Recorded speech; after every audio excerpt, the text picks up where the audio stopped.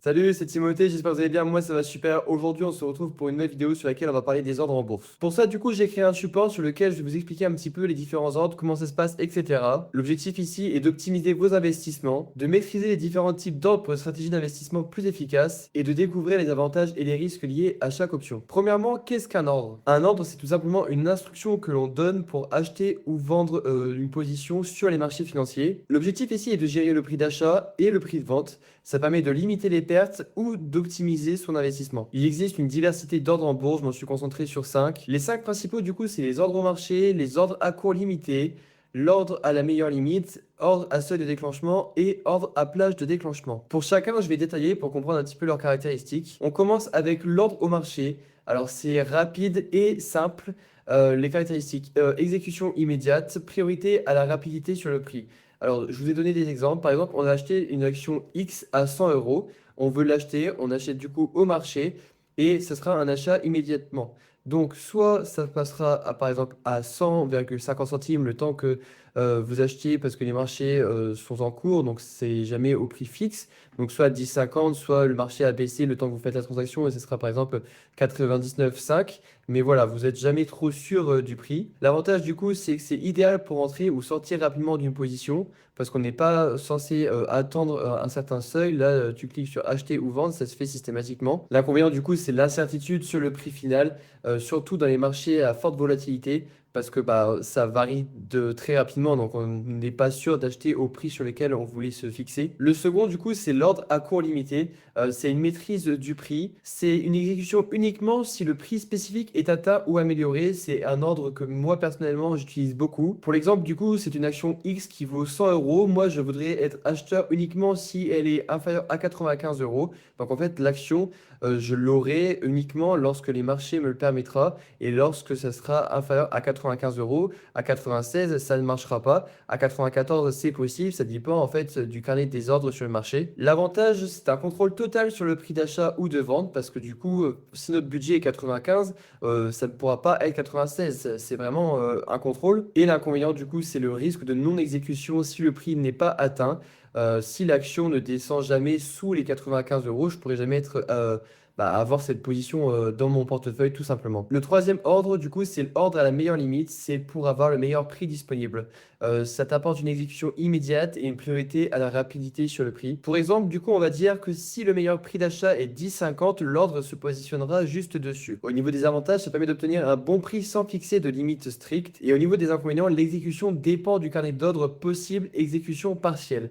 C'est-à-dire que si on veut n'importe quoi 10 actions à 100,50 € mais que le cours varie, bah en fait, on va en acheter deux. Enfin, le carnet d'ordre, on va en prendre deux, puis trois. En fait, on ira petit à petit. Ça permet en fait d'acquérir vraiment les positions au prix sur lesquels on s'était fixé. Le quatrième, du coup, on peut appeler ça l'ordre à seuil de déclenchement ou ordre stop. Ça permet de capter une tendance. Alors, qu'est-ce que ça veut dire tout ça? En gros, ça devient un ordre au marché lorsque le seuil est atteint. Vous allez comprendre avec l'exemple, par exemple pour les achats. L'ordre s'active uniquement si le prix dépasse un certain niveau. Exemple, si une action cote 95 euros, tu places un ordre d'achat avec un seuil de déclenchement à 100.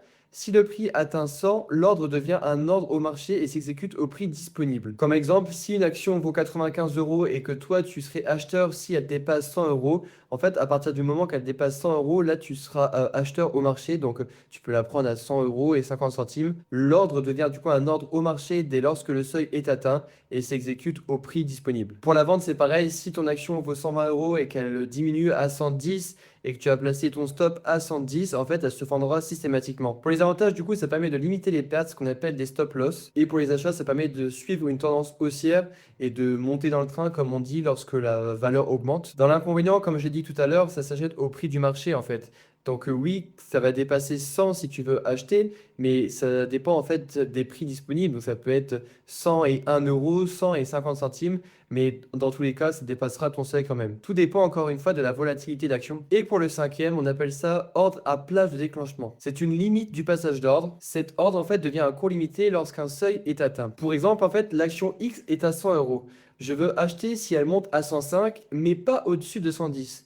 L'ordre s'exécutera uniquement du coup entre 105 et 110. Pour les ventes, du coup, c'est pareil. Si l'action X est à 100 euros, que je veux vendre si elle chute à 95 euros, mais pas en dessous de 94, l'ordre ne s'exécutera qu'entre 95 et 94 euros. Pour les avantages, ça protège contre des ventes à prix trop bas et ça offre un contrôle supplémentaire. Au niveau des inconvénients, ça peut ne pas s'exécuter si le prix ne reste pas dans la plage fixée. Comme je viens d'expliquer pour les achats, ça dépend tout simplement de la volatilité et de l'action tout simplement. Si elle passe de 100 à 105 très rapidement et qu'elle n'a pas le temps d'être achetée, ça dépend en fait du carnet d'achat, bah, l'ordre ne pourra pas du coup s'exécuter. Je vous ai résumé tout ça du coup dans un tableau comparatif où je vous ai mis du coup les types d'ordres, les exécutions, comment ça se passe et les avantages et les inconvénients.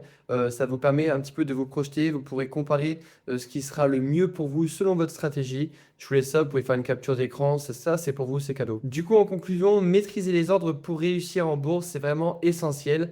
Ça permet de gérer le prix surtout sur des petites positions. Pour les débutants, ce que je conseillerais et ce que moi je fais, j'utilise des ordres à court limité pour éviter les mauvaises surprises et surtout pour contrôler le prix d'achat sur laquelle je me positionne. Pour ceux qui font du trading actif, je conseillerais les ordres à seuil de déclenchement pour sécuriser les pertes et les gains également. L'astuce du coup, c'est de toujours adapter son ordre en fonction de sa stratégie et de la volatilité du marché. On se retrouve sur mon bourse direct pour que je vous explique un petit peu comment ça se passe. Peu importe, je vais prendre une action au hasard. Tiens, je vais prendre Mersen. Hop, j'ouvre la page. Du coup, ici, ça c'est le carnet d'ordre. C'est à peu près à quel prix ça s'achète et ça se revend. Donc, si tu veux en acheter, tu fais achat, tu marques la quantité 2 par exemple. Et là, ici, tu choisis en fait la position sur laquelle tu veux prendre. Donc, par exemple, comme je vous l'ai dit, si je prends au marché, le temps que ça se fasse, etc., j'achèterai plus ou moins du coup à 20 euros et 47 centimes. Mais par exemple, si je veux à court limité, comme je fais principalement, et que là, on peut voir en fait sur la journée comment a varié le prix. Donc, par exemple, je dis n'importe quoi, je vais prendre ici, quand on regarde Mersenne à 20,45, bah ici, ma limite, je vais marquer 20,45. J'aurais juste à valider mon ordre. Je ne vais pas le faire parce que j'ai déjà pris des positions sur ce mois-ci. Mais c'est comme ça, en fait, que ça va se mettre en ordre et ça va s'exécuter automatiquement lorsque ce sera possible. Et ça, en fait, tu peux le faire en fonction de ta stratégie avec différentes positions. Et c'est la même chose pour les ventes, par exemple. Tu veux en vendre deux, tu fais pareil, pardon, à court limité.